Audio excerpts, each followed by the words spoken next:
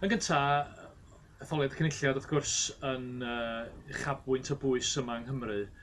Ar un ystyr yn etholiad digon diflas yn tanlinellu bod yr system etholiadol sydd gennym ni yng Nghymru yn un sydd ddim yn caniatáu newid mawr o ran safle blaid lafur. Ond rhai elfennau diddorol, un canlyniad cwbl ryfeddol yn y Rhondda oedd yn buddugoliaeth bersonol enfawr i Leanne Wood, a wedyn yr broses rhyfeddol yma o weld y democratiaid rhyddfrydol plaid eddi draddodiad hir pwysig yma yng Nghymru mwy na lai'n diflannu a UKIP yn ymddangos o unman a rwan yn rym pwysig yma yn y tir yng Nghymru.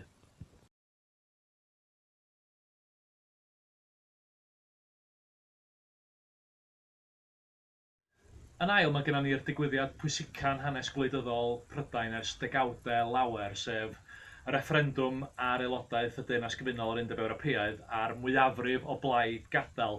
Rhywbeth wrth gwrs ddaru arwain at chwalu gyrfa David Cameron, dyrchafu Theresa May yn brif weinidog, a sydd yn mynd i gael oblygiadau enfawr ar holl fywyd cymdeithasol ag economaidd Prydain am ddegawdau i ddod, ac yn wir sy'n codi cwestiynau sylfaenol ynglŷn â parhad Prydain, oherwydd wrth gwrs un o nodweddion y canlyniad oedd bod Cymru a Lloegr wedi pleidleisio i adael, ond yr Alban a Gogledd Iwerddon wedi pleidleisio i aros, a mae hynna'n mynd i greu tensiynau mawr wrth symud ymlaen.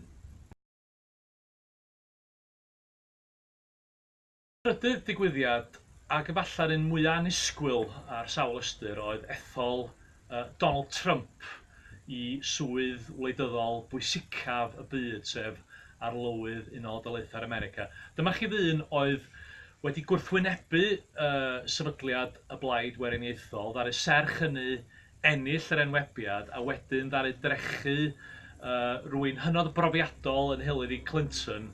Mae o'n ddyn heb unrhyw brofiad gwleidyddol. Mae rhai o'i bolisïau fo yn ymddangos yn rhyfedd ar y naw, fel adeiladu wal ar hyd y ffin efo Mexico. Mae'n ymddangos bod o wedi cael cefnogaeth y Kremlin, a meddyliwch am eiliad bod arlywydd, darpar arlywydd gweriniaethol wedi cael cefnogaeth gan y Kremlin, a dwi'n meddwl bod yna ansicrwydd mawr iawn ynglŷn â beth fydd rôl yr Unol Daleithiau yn y byd pan gaiff o'i ddyrchafu yn arlywydd. Felly mae hwnna yn ddigwyddiad sydd yn sioc ar sawl ystyr, ac sydd eto yn mynd i gael oblygiadau pellgyrhaeddol. Mae'n anodd iawn gwybod ar hyn o bryd be fyddan nhw.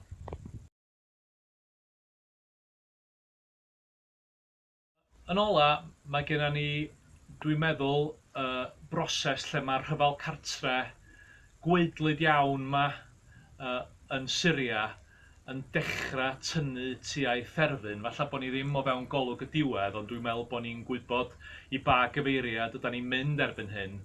Da ni wedi gweld dros y flwyddyn diwethaf yma lluoedd yr arlywydd Assad yn cipio mwy a mwy o dir. Da ni wedi gweld IS, Daesh, yn cael ei gwthio nôl gan luoedd Cwrdaidd yma'r Unol Daleithiau i'w cefnogi. A dwi'n meddwl bod ni wedi gweld y llanw'n troi yn fyna, ac wrth gwrs cwymp Aleppo i luoedd y llywodraeth yn rhyw fath o ryw reit ar ddiwedd y flwyddyn yn garreg filltir bwysig tu hwnt.